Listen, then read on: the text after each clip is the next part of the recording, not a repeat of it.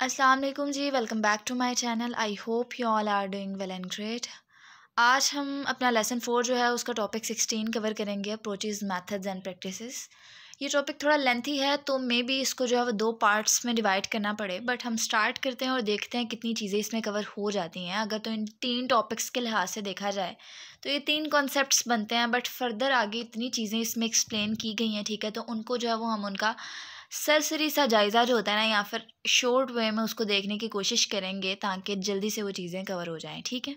Start करते हैं। पहले तो अप्रोच है, आप लोग पीछे पढ़ चुके हैं। अप्रोच बेसिकली क्या होता है, ये एक तरह से एक बिग पिक्चर थ्योरी की तरह होता है, ठीक है। एक बिग पिक्चर थ्योरी की तरह होता है जो हमें गाइड करती है कि हम ज़ुबानों को कैसे समझते और सिखाते हैं, ठीक है। उसके अलावा ये क्या करती है कि ये जो इस्तेमाल शुदा रूल्स होते हैं, तरीके होते हैं ना, इनको शेप करता है और ज़ुबान सीखने के बारे में जो हमारे बिलीव्स हैं ना उसको रिफ़्लेक्ट करता है, उसकी अक्कासी करता है। जो यहाँ बताया गया मैं उसके अकॉर्डिंग बताना चाह रही हूँ, ठीक है। उसके अलावा ये स्पेसिफ़िक जो टेक्निक्स है ना उनसे भी बियॉन्ड है, या उनसे भी बाहर की जो है वो हमें चीज़ें प्रोवाइड करता है, यानी कि ज़्यादा डिटेल देता है। आप लोग ये समझ सकते हैं, ठीक है, निस्बत टेक्निक्स के। अब कैसे लोग लैंग्वेज सीखते हैं या सीख पाते हैं, उन सब एस्पेक्ट्स को जो है वो ये हाईलाइट करता है, उनको बताता है। और कौन सी कंडीशन जो है वो सपोर्ट करती है लैंग्वेज लर्निंग को, उन सब पर जो है वो ये फोकस करता है। और उसके अलावा ये एक तरह से एक रोड मैप की तरह है जो डिस्क्राइब करता है लैंग्वेज यूज़ को, उसके पार्ट्स को, और लैंग्वेज की कॉम्पिटेंस का जो एक मॉडल होता है ना वो हमें देता है, ठीक है। तो ये जो कुछ लाइन्स हैं ये मैंने हाईलाइट की हैं, आप लोग उन लाइन्स को याद कर लें, एक दफ़ा उन्हें पढ़ लें कि रेफ़र करता है थेरीज से about the nature of the language and language learnings and teaching that serve as the source of principles methods and practice in L T, ठीक है। तो बेसिकली ये हमारे पास अप्रोच है। उसके अलावा अगर हम मेथड की बात करें तो इन सिंपल वर्ड कोई मेथड जो है वो हमें प्रेजेंट करना और कोई मेथड हमें बताना, ठीक है। तो इन सिंपल वर्ड आप ये समझ सकते हैं। बट यहाँ इसके अकॉर्डिंग अगर देखा जाए तो मेथड जो होता है बेसिकली वो एक प्रैक्टिकल गाइड की तरह है, ठीक है, फॉर टीचिंग अ लैंग्वेज, ठीक है। लैंग्वेज को टीच करने के लिए ये एक प्रैक्टिकल गाइड की तरह है, प्रोसीजर्स को समझाने के लिए, ठीक है।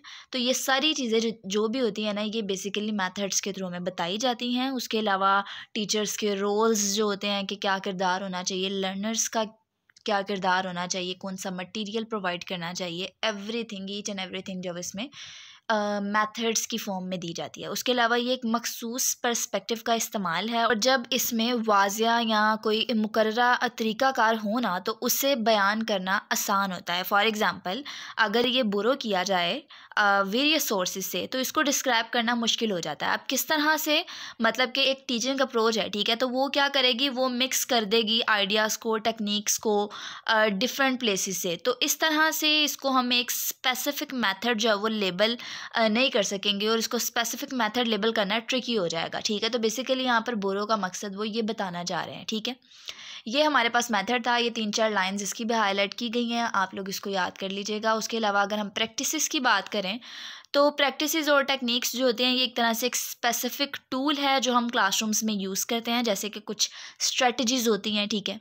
उसके अलावा ये जो प्रैक्टिसेस और टेक्निक्स है ना इसको इस तरह फिट होना चाहिए कि हम किस तरह पढ़ाते हैं और किस तरह अपनी ओवरऑल लैंग्वेज टीचिंग के अंदाज के साथ चलते हैं। तो बेसिकली वो लास्ट पर एक हमें जो है वो ये सजेशन देना चाह रहे हैं, ठीक है। ये हमारे पास प्रैक्टिसेस था। ये बेसिक जो 3 टॉपिक्स थे जो कि यहाँ बताए गए थे उनका कॉन्सेप्ट आप लोगों को मिल गया। अब आगे देख लेते हैं कि फ़र्दर क्या क्या चीज़ें बताई गई हैं। अब हमारे पास ग्रामर ट्रांसलेशन मेथड आ जाता है। मोस्ट रिपीटेड क्वेश्चन, बहुत दफ़ा रिपीट हुआ है, आप लोगों ने इसको गौर से सुनना है, आप लोगों ने पहले भी इसको पढ़ा होगा।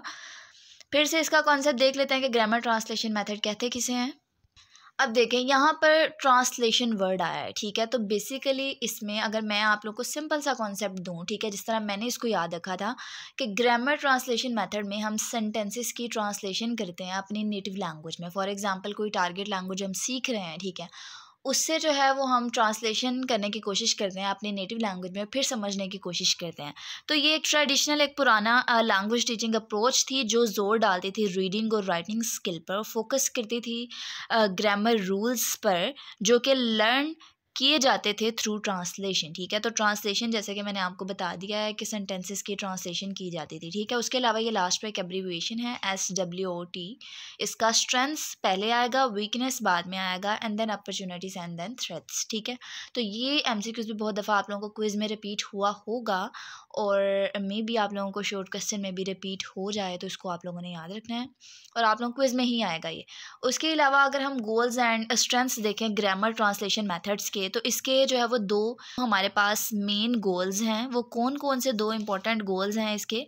एक तो इम्प्रूव करना स्टूडेंट्स की रीडिंग स्किल को उसकी टारगेट लैंग्वेज में। दूसरा क्या गोल होता है कि जो ओवरऑल मेंटल डिसिप्लिन है ना एक पर्सन की, ठीक है, ब्रेन की अंडरस्टैंडिंग की, ठीक है, उसको इन्हेंस करना, उसको बढ़ाना, ठीक है। ये बेसिकली हमारे पास दो मेन गोल्स थे, ये आप लोगों ने याद रखने हैं। उसके अलावा इसकी स्ट्रेंथ्स क्या होती हैं कि ये forming good academic knowledge of the target language, training grammar accuracy, developing students memory, ठीक है। तो स्टूडेंट्स की मेमोरी को डेवलप करना, उसको ट्रेन करना, उसको गुड एकेडमिक स्किल देना उसकी टारगेट लैंग्वेज का, ठीक है। तो ये बेसिकली इसकी स्ट्रेंथ्स थी। और अगर हम इसकी वीकनेस की बात करें तो इसमें वो बताते हैं कि जो ग्रामर ट्रांसलेशन क्लासेस होती हैं ना बेसिकली कंडक्ट होती हैं उसकी स्टूडेंट की नेटिव लैंग्वेज में, जिससे जो टारगेट लैंग्वेज होती है उसको सीखना थोड़ा सा डिफिकल्ट हो सकता है। उसके अलावा ग्रामर रूल्स जो होते हैं वो डिडक्टिवली लर्न किए जाते हैं। डिडक्टिवली किसे कहते हैं? मतलब कि लर्न करना जनरल प्रिंसिपल्स को समझकर और फिर अप्लाई करना उसको स्पेसिफिक एग्जांपल्स पर, सिचुएशंस पर, ठीक है। तो ये बेसिकली हम डिडक्टिवली कहते हैं। उसके अलावा स्टूडेंट लर्न करता है ग्रामर रूल्स को बाय रोट। रोट में क्या होता है कि स्टूडेंट जो है वो मेमोराइज करता है, रेपिटिशन का प्रोसेस चलता है। तो ये बेसिकली हमारे पास इसकी वीकनेस थी। स्पीकिंग और लिसनिंग को जो वो नज़रअंदाज किया जाता है। टेस्ट जो है बेसिकली कंसिस्ट करते हैं ट्रांसलेशन के ऊपर ऑफ क्लासिकल टेक्स्ट जो हमारा होता है। उसके अलावा यूजली नो प्रैक्टिस, इसमें ज़्यादा प्रैक्टिस भी नहीं होती और कम्युनिकेशन एस्पेक्ट्स को भी इग्नोर कर दिया जाता है। तो ये कुछ पॉइंट्स थे, हाईलाइट कर दिए गए हैं। एक दफ़ा आप लोगों ने जस्ट एक दफ़ा रीड करना है, आप लोगों को ये कवर हो जाएंगे। ज़्यादा कोई डिफ़िकल्ट बात नहीं है, यूनिवर्सिटी स्टूडेंट्स है, बहुत कुछ अपने आप से लिख सकते हैं आप। उसके अलावा अगर वीकनेस की बात करें, GTM लाइज इन, तो ये GTM वर्ड इसके लिए इस्तेमाल किया जा रहा है ग्रामर ट्रांसलेशन मेथड्स के लिए, तो इसको आप लोगों ने याद रखना है, ठीक है। आगे ये वर्ड यूज़ किया जाएगा तो कंफ्यूज नहीं होना। वीकनेस क्या है? Lack of using language for communication purpose. तो जैसा कि बताया कि कम्युनिकेशन पर्पस के लिए जो है वो लैंग्वेज का ज़्यादा इस्तेमाल नहीं किया जाता था, कम्युनिकेशन स्किल नहीं डेवलप होता था, और experience of speaking and listening जो है वो भी कम होता है। तो ये सारे इसके कुछ वीकनेस हैं। उसके अलावा हमारे पास डायरेक्ट मेथड आ जाता है। 19th सेंचुरी के एंड पर GTM के रिस्पॉन्स में जो है वो डायरेक्ट मेथड बना था, जब GTM का मेथड जो है वो अपनी रिक्वायरमेंट्स को पहुंच नहीं रहा था और उसको पूरा नहीं कर पा रहा था, तो तब जाकर जो है वो डायरेक्ट मेथड आया था, which more stress the ability to use rather than to analyse language. तो ये लैंग्वेज के यूज़ पर ज़्यादा फोकस करता है रेदर दैन उसको जस्ट एनालाइज करना, और जो गोल होता है लैंग्वेज इंस्ट्रक्शन का उन सब चीज़ों को ज़्यादा फोकस नहीं करता। इसको बार बार आप लोगों ने याद रखना है कि डायरेक्ट मेथड में बेसिकली क्या होता है, इसमें हम ज़्यादा जो है वो जोर डालते हैं लैंग्वेज यूज़ पर, ठीक है। उसके अलावा इसके एम क्या होते हैं? दो जो है वो जनरल से एम बताऊंगी। एक तो कम्युनिकेशन के ऊपर फोकस करता है और दूसरा इसमें नो ट्रांसलेशन प्रोसेस, यानी कि ट्रांसलेशन का प्रोसेस ही नहीं ज़्यादा फोकस किया जाता और उस पर फोकस ही नहीं किया जाता बल्कि। उसके अलावा हमारे पास DMT बिलीव्स, यानी कि डायरेक्ट मेथड जो है उनका क्या बिलीव्स था? नो ट्रांसलेशन, कॉन्सेप्ट्स टॉट किए जाएंगे बाय मीन्स ऑफ ऑब्जेक्ट्स और कॉन्टेक्स्ट। उसके अलावा ओरल ट्रेनिंग और ये सारी चीज़ें, इसमें ग्रामर भी जो है वो इनडायरेक्टली सिखाई जाएगी। फॉर एग्जाम्पल स्टूडेंट्स को ज़्यादा बोलने दिया जाएगा और उनके ग्रामर एरर्स जो हैं उन पर कम फोकस किया जाएगा, ठीक है। उसके अलावा ये दो कॉन्सेप्ट हैं। सेल्फ करेक्शन क्या होता है कि जब स्टूडेंट मेक अ मिस्टेक, कोई मिस्टेक करता है and teacher offer him her a second chance, ठीक है, उसको सेकंड चांस देता है बाय गिविंग अ चॉइस। उसके अलावा कन्वर्सेशन प्रैक्टिस में क्या होता है कि students are given an opportunity to ask question to the other students, तो उसको जब वो अपॉर्चुनिटीज़ मुहैया की जाती हैं। तो ये बेसिकली हमारे पास ये दो चीज़ें थी। उसके अलावा स्ट्रेंथ्स और वीकनेस देख लेता है डायरेक्ट मेथड की बेसिकली है क्या, ठीक है। अगर तो हम इसकी स्ट्रेंथ्स की बात करें तो इसमें हमारे पास प्रैक्टिकल गोल जो है वो बहुत ज़्यादा, and immersion into foreign environment means के इमर्स किया जाता था जितना भी इन्वायरमेंट था ना उसको उसी तरह उसी टारगेट लैंग्वेज में, ठीक है। तो आप कह सकते हैं कि इमर्शन क्या होगा कि method of teaching a new language by surrounding learner with it, ठीक है। इन ऑल एस्पेक्ट्स, जितने भी इर्द गिर्द का जो माहौल है वो वैसा ही उसको प्रोवाइड किया जाना। ये जो है वो जोर डालता है ज़्यादा स्पीकिंग और लिसनिंग के ऊपर, ठीक है। तो ये इसकी स्ट्रेंथ्स हैं। तो ये यहाँ पर wide use of authentic material, presenting language items in dialogue rather than in isolation, यानी कि अकेले में नहीं बल्कि डायलॉग की सूरत में उसको जो है वो प्रेजेंट की जाती थी लैंग्वेज आइटम्स। उसके अलावा अगर हम वीकनेस की बात करें तो इसमें जो है वो रीडिंग और राइटिंग को जो अंडर एस्टिमेट किया जाता था, यानी कि उसका ज़्यादा इस्तेमाल नहीं किया जाता था। और दूसरा, counter productive prohibition of using mother tongue, यानी कि मदर टंग नहीं यूज़ करने दी जाती थी। और दूसरा, over estimated role of mechanical drilling where meaning is often irrelevant. तो इसमें बेसिकली जो है वो फ्लेक्सिबिलिटी नहीं होती थी। मैकेनिकल ड्रिलिंग जो है वो ज़्यादा होना, ठीक है, जिसमें मीनिंग जो है वो सम टाइम में रेलेवेंट हो जाता था, और लैक ऑफ फ्लेक्सिबिलिटी, और ये सारी चीज़ें इसमें ये वीकनेस है। 3-4 पॉइंट्स हैं इसके, आप लोगों ने इसको याद कर लेना है। उसके अलावा अगर डायरेक्ट मेथड पाकिस्तानी कॉन्टेक्स्ट में देखा जाए तो ये बताते हैं कि एक तरह से उस तरह से फॉलो नहीं किया जाता जिस तरह करना चाहिए। अभी भी स्टिल जो है वो GMT यानी कि ग्रामर ट्रांसलेशन मेथड का सहारा लिया जाता है और उसको ज़्यादा यूज़ किया जाता है, जबकि direct method is use in a very restricted sense, ठीक है, यानी कि ज़्यादा इसको यूज़ नहीं किया जाता। तो ये 2 चीज़ें हैं जिसके लिहाज से इसको बताया गया। ऑडियो लिंगुअल मेथड किसे कहते हैं? पहले अगर मैं आप लोगों को ऑडियो लिंगुअल का कॉन्सेप्ट दूं तो ये एक तरह से एक टीचिंग अप्रोच है, जैसे कि हमें पता है, और ये ज़्यादा जोर डालती है ओरल कम्युनिकेशन स्किल के ऊपर, ठीक है। कैसे? थ्रू रिपीटेड लिसनिंग, स्पीकिंग और पेट्रल ड्रिल्स जो होती हैं, एक्सरसाइजेज जो होती हैं, उनके थ्रू, ठीक है। तो ये ऑडियो लिंगुअल मेथड था, और इसकी जो पॉपुलैरिटी है वो लेट 1950s जो है उसमें हुई थी फॉरेन लैंग्वेज टीचिंग के लिए, जब ज़्यादा प्रैक्टिकल और कम्युनिकेशनल अप्रोच की ज़रूरत पड़ी। तो तब यूनाइटेड स्टेट्स में जो है वो इसकी पॉपुलैरिटी हुई थी। 1957 में पहली जो रशियन सैटेलाइट की लॉन्चिंग जो हुई थी, उसने यूनाइटेड स्टेट्स को ये सोचने में मजबूर किया था कि लैंग्वेज टीचिंग के लिए कोई नया तरीका होना चाहिए जो कि ट्रेडिशनल मेथड से मुख्तलिफ हो, ठीक है। तो वो ऑडियो लिंगुअल मेथड आया था। उसके अलावा लर्नर्स रोल्स आ जाते हैं, ठीक है। वो क्या है? लर्नर रोल में अगर हम ऑडियो लिंगुअलिज्म की बात करें, ठीक है, तो उसमें जो है वो लर्नर को डायरेक्टेड ऑर्गेनिज्म के तौर पर देखा जाता है। डायरेक्टेड ऑर्गेनिज्म हम किसे कहते हैं? मतलब कि जिसमें आपको गाइड किया जाता है स्पेसिफिक टेक्निक से, ट्रेनिंग से। तो इस लिहाज से जो है वो ये फोकस करता है एक्सटर्नल रिस्पॉन्स पर बजाय इंटरनल कॉग्निटिव प्रोसेस के, ठीक है। टीचर्स जो होते हैं वो इसमें सेंट्रल होते हैं, जो कि गाइड करते हैं लैंग्वेज स्किल्स को और यूज़ करता है वो वेरियस टेक्निक्स और अप्रोचेस वगैरह को। तो बेसिकली यहाँ पर जो स्टूडेंट का रोल होता है, ठीक है, वो इंटरनली नहीं कुछ चीज़ें लर्न कर रहा होता, बल्कि एक्सटर्नली टीचर्स के थ्रू जो चीज़ें उसको दी जाती हैं, प्रोवाइड की जाती हैं, उन्हीं पर ज़्यादा फोकस करता है, ठीक है। और अगर हम टीचर रोल की बात करें तो ऑडियो लिंगुअलिज्म में जो है वो टीचर भी एक सेंट्रल रोल प्ले करता था, जो कि गाइड करता है लैंग्वेज स्किल्स को, और जितनी भी चीज़ें होती हैं, ठीक है, वो टीचर के अंडर होती हैं। तो एक तरह से टीचर डोमिनेटेड मेथड होता है, ठीक है। Teacher models the target language, control the direction, pace of learning, monitors. तो जितना भी काम होता है बेसिकली वो टीचर के कंट्रोल में होता है, और सब कुछ टीचर जो है वो कंट्रोल करता है। तो ये हमारे पास इसमें ऑडियो लिंगुअलिज्म में टीचर का रोल होता है, ठीक है। एक्स्ट्रा चीज़ें बहुत ज़्यादा इसमें दी गई हैं, जस्ट इंपॉर्टेंट चीज़ें हैं जिनको मैंने हाईलाइट किया है, उन्हें पढ़ लें। एक्स्ट्रा चीज़ें अगर पढ़ना चाहें तो वो भी पढ़ सकते हैं, अच्छी बात है, आप लोगों के नॉलेज में इजाफा होगा। बट देखिए, एक एक पॉइंट को अगर कवर करेंगे तो बहुत ज़्यादा लेंथी हो जानी है चीज़ें, और ये जो चीज़ें हाईलाइट की हैं मैंने अपने जो एग्ज़ाम है जस्ट इन्हीं हाईलाइटेड मटेरियल से कवर किया था, और मेरा एग्ज़ाम लिटरली अच्छा हुआ था। तो इसलिए मैं आप लोगों को यही सजेस्ट करूँगी, इस बुक की जो है वो इम्पोर्टेंट चीज़ें करना आप सब भी। और फाइनल एग्ज़ाम्स के लिए एक फ़ाइल है, ठीक है, जिसमें से मेरा बहुत सारा एग्ज़ाम जो है वो रिपीट हुआ था। वो फ़ाइल भी मैं आप लोगों के साथ एक ग्रुप क्रिएट करूँगी तो उसमें शेयर कर दूँगी।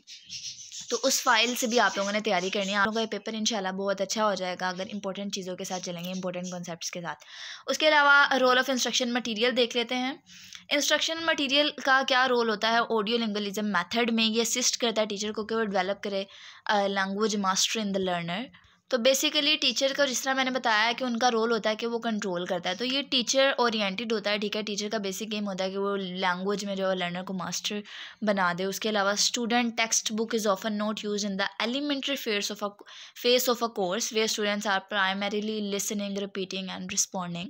जैसा लिखा गया एलिमेंट्री फेस में नहीं यूज़ किया जाता। ये एक दो चीज़ें हैं, इसको पढ़ लीजिएगा। उसके अलावा कम्युनिकेटिव लैंग्वेज टीचिंग में जो है वो ये एक नॉट मोनोलिथिक एंटिटी। तो इसका क्या मतलब है? मोनोलिथल एंटिटी जो होती है ये बेसिकली एक सिंगल एंटिटी नहीं है, बल्कि इसकी डाइवर्स इंटरप्रिटेशन और अप्रोचेज़ हैं। ठीक है, मतलब ये है मोनोलिथल एंटिटी का मतलब है कि ये एक सिंगल एंटिटी नहीं है, बल्कि इसकी डाइवर्स इंटरप्रिटेशन और अप्रोचेज़ हैं। ठीक है, तो ये बेसिकली बताना चाह रहे हैं कि कम्युनिकेटिव लैंग्वेज टीचिंग जो है एक मोनोलिथल एंटिटी नहीं है। एक इंपॉर्टेंट एमसीक्यूज़ आप लोगों को रिपीट हो सकता है। उसके अलावा यहाँ पर मैं एक चीज़ बताना आप लोगों को भूल गई हूँ कि यहाँ एक लिखा है कि the notional functional syllabus as it was now provided a new way of exploiting the situational dialogue inherited from the past indicating that formal and functional properties. तो इन लाइंस का जो बेसिक मतलब है ना, वो बताना चाह रहे हैं कि ब्लेंड करता है फॉर्मल और फंक्शनल एस्पेक्ट्स को, मतलब कि इकट्ठा करता है ग्रामर को प्रैक्टिकल यूज़ के साथ। ठीक है, दो चीज़ें बताई जा रही है ग्रामर को प्रैक्टिकल यूज़ के साथ, जो कि उन्होंने फॉर्मल और फंक्शनल प्रॉपर्टीज़ लिखी हैं। ठीक है, लर्नर्स को एट द सेंटर रखते हैं, यानी कि जोर डालते हैं प्रैक्टिकल लैंग्वेज यूज़ पर और फ्लेक्सिबिलिटी पर। ठीक है, तो ये यहाँ पर ऊपर बताया गया, आप लोगों ने इसके बारे में भी कंफ्यूज नहीं होना। ठीक है, उसके अलावा क्लासरूम प्रोसीजर जो है वो कम्युनिकेटिव लैंग्वेज टीचिंग अप्रोच में क्या होते हैं, वहाँ पर जो है वो दो कंसेप्ट यूज़ किए जा रहे हैं। ठीक है, वहाँ से आप लोगों को इजीली मतलब समझ आ जाएगा। एक हमारे पास लैंग्वेज सेंटर्ड है और दूसरा हमारे पास लर्नर सेंटर्ड है। ठीक है, अगर हम लैंग्वेज सेंटर्ड की बात करें तो ये फोकस करता है टीचिंग ऑफ लैंग्वेज। ठीक है, यानी कि जोर डालता है रूल्स पर और स्ट्रक्चर्स पर। ठीक है, उसके अलावा अगर हम लर्नर सेंटर की बात करें तो ये जो है वो कम्युनिकेशन के ऊपर ज़्यादा जोर डालता है। ठीक है, तो यहाँ पर भी दो चीज़ें बताई गई हैं। एक हमारे पास लैंग्वेज सेंटर टीचर्स हैं जो कि फोकस करते हैं mainly on the structures of the language. ठीक है, और अगर हम लर्नर सेंटर टीचर्स की बात करें तो ये कंसिडर करता है बोथ स्ट्रक्चर्स और मीनिंग्स। ठीक है, अपनी अप्रोचेज़ में बोथ स्ट्रक्चर्स और मीनिंग्स जो होते हैं उनको ये उनको रखते हैं और उन दोनों पर फोकस करते हैं। उसके अलावा यहाँ एक इंपॉर्टेंट एमसीक्यूज़ है कि no fundamental difference between language centred pedagogy and learner centred. तो ज़्यादा फंडामेंटल डिफरेंस नहीं है। उसके अलावा इनपुट मॉडिफिकेशन में भी दो चीज़ें बताई गई हैं। एक लैंग्वेज सेंटर टीचर्स की बात की जा रही है जो फोकस करते हैं mainly on the structures of the language, और दूसरा हमारे पास लर्नर सेंटर्ड टीचर्स है जो कि कंसीडर करता है बोथ स्ट्रक्चर्स और मीनिंग्स जो होते हैं अपनी अप्रोच में। ठीक है, उसके अलावा हमारे पास इंटरेक्शनल एक्टिविटीज़ आ जाती हैं। इसमें भी बताया जा रहा है लैंग्वेज सेंटर्ड टीचर्स जो होते हैं वो फोकस करते हैं टीचिंग और प्रैक्टिसिंग ग्रामर के ऊपर, जबकि हमारे पास लर्नर सेंटर टीचर्स जो होते हैं उनमें शामिल है फंक्शनल एस्पेक्ट्स ऑफ लैंग्वेज। ठीक है, और इसके अलावा ये जो pulling information to solve a problem, ये इतना ज़्यादा इंपॉर्टेंट नहीं है। नेचुरल अप्रोच जो है ये डेवलप किया गया था ट्रेसी ट्रेल के थ्रू एंड सपोर्ट किया गया था स्टीफन क्रेशन के थ्रू। ये एक लैंग्वेज टीचिंग अप्रोच है। ठीक है, जो कि हमारे पास एक नेचुरल हमें अप्रोच देती है, नेचुरली हमारी जो लैंग्वेज होती है उसके ऊपर फोकस करती है, और ये लर्नर की ग्रामर पर ज़्यादा फोकस नहीं करती बल्कि उसको ज़्यादा कम्युनिकेशन करने देती है, और उसकी एरर्स जो होते हैं ना उन पर ज़्यादा फोकस नहीं करती। तो यहाँ पर इन सिंपल वर्ड अगर बताया जाए तो इसका एम क्या होता है कि बिगिनर्स जो होते हैं उनको प्रैक्टिकल कम्युनिकेशन स्किल देने पर फोकस करता है। स्टूडेंट परफेक्ट ग्रामर के बगैर जो है वो अपनी टारगेट लैंग्वेज सीखते हैं, और ये उस पर जोर डालता है कम्युनिकेशन पर। ओवरऑल एक्यूरेसी जो होती है ना उसके ऊपर नहीं फोकस करता। इसके अलावा अगर हम बात करें अपने सिलेबस की, तो सिलेबस में जो है वो क्रेशन और टेरल अप्रोच जो है सिलेबस डिज़ाइन में ये फोकस करती है बेसिक कम्युनिकेशन स्किल को डेवलप करने पर। उसके अलावा इसके गोल्स क्या थे? पर्सनल कम्युनिकेशन, ठीक है, बेसिक पर्सनल कम्युनिकेशन, ओरल, उसके अलावा राइटिंग। ठीक है, फिर हमारे पास जो है वो इसमें एकेडमिक जो है वो लर्निंग स्किल्स उनके ऊपर फोकस किया जाता था, और टॉपिक्स जो ज़्यादा यूज़फुल होते हैं फॉर बिगनर्स वो सारी चीज़ें प्रोवाइड की जाती थी, और सिलेबस बनता था स्टूडेंट नीड्स के अकॉर्डिंग, और जिस कॉन्टेक्स्ट में लैंग्वेज यूज़ होती है ना उन सब चीज़ों के अकॉर्डिंग जो सिलेबस बनता था। ये हमारे पास नेचुरल अप्रोच थी। इसको एक दफ़ा पढ़ेंगे आप लोगों को समझ आ जाएगी, अदरवाइज जो चीज़ें बता दी हैं इनफ हैं इस क्वेश्चन को कवर करने के लिए। देन हमारे पास types of learning and teaching activities आ जाती है। बिगिनिंग ऑफ द जो क्लास होती है उससे सिखाया जाता था according to the natural approach, और ये ज़्यादा एम्फेसाइज करती थी जो कॉम्प्रिहेंसिबल इनपुट होता था टारगेट लैंग्वेज में उसके ऊपर। ठीक है, उसके अलावा लर्नर्स जो होते हैं ready to begin talking in the new language, the teachers provide comprehensible language. ठीक है, तो कॉम्प्रिहेंसिबल वे में, आसान वे में हर चीज़ जो है वो प्रोवाइड की जाती थी। ठीक है, बाकी ये चीज़ें जो हाईलाइट नहीं की इतनी इंपॉर्टेंट नहीं है। 4 kinds of responsibilities and natural approach classroom में। ठीक है, एक तो जो है वो प्रोवाइड करना है information about their specific goal, दूसरा take an active role in ensuring comprehensible input. तो नीचे वाले जो पॉइंट है उसमें बेसिकली वो बताना चाह रहे हैं कि आपको जो है वो एक्टिवली पार्टिसिपेट करना चाहिए ये इंश्योर करने में कि जो लैंग्वेज इनपुट आप ले रहे हैं वो ईजी और कॉम्प्रिहेंसिबल है या इजीली अंडरस्टैंडेबल है आपके लिए, ठीक है। तो बेसिकली यहाँ ये बताना चाह रहे हैं। तीसरा पॉइंट क्या है कि डिसाइड करना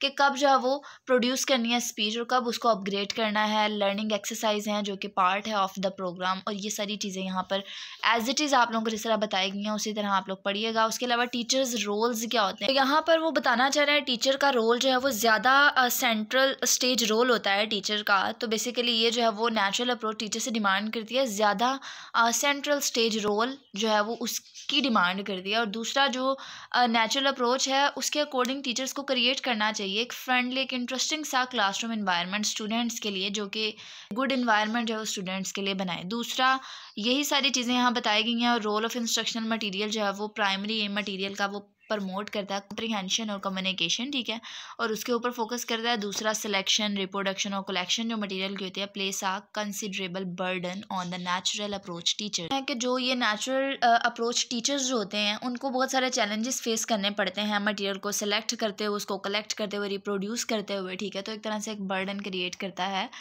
उसके अलावा जो इलेक्ट्रिक अप्रोच है वो हम अपने नेक्स्ट लेक्चर में कवर करेंगे। ये लेक्चर काफ़ी लेंथी हो गया, काफ़ी ज़्यादा, अभी मुझे इसमें से इतनी सारी एडिटिंग करनी पड़ेंगी और फिर जाकर थोड़ा सा मे भी लेक्चर जो है वो मैं इसको शॉर्ट बना दूँ। कुछ चीज़ें मैं इसमें से जो है वो कट कर देती हूँ ताकि टू द पॉइंट चीज़ बताई जाए और लेक्चर जो है वो छोटा बने, ज़्यादा बोरिंग ना बने और ज़्यादा आप लोगों के लिए बर्डन सम ना हो, ठीक है। बाकी आई होप सो कि आप लोगों को समझ आई होगी। अगर लेक्चर अच्छा लगा है तो एक लाइक क्लास में कर दे ताकि ये दूसरों की जो है वो अप्रोच में भी ये वीडियो आए, दूसरों तक भी जो है ये वीडियो पहुंच सके, क्योंकि लाइक्स के थ्रू जो है वो वीडियो दूसरों तक पहुंच पाती है। बाकी दुआओं में याद रखिएगा। अल्लाह हाफिज़।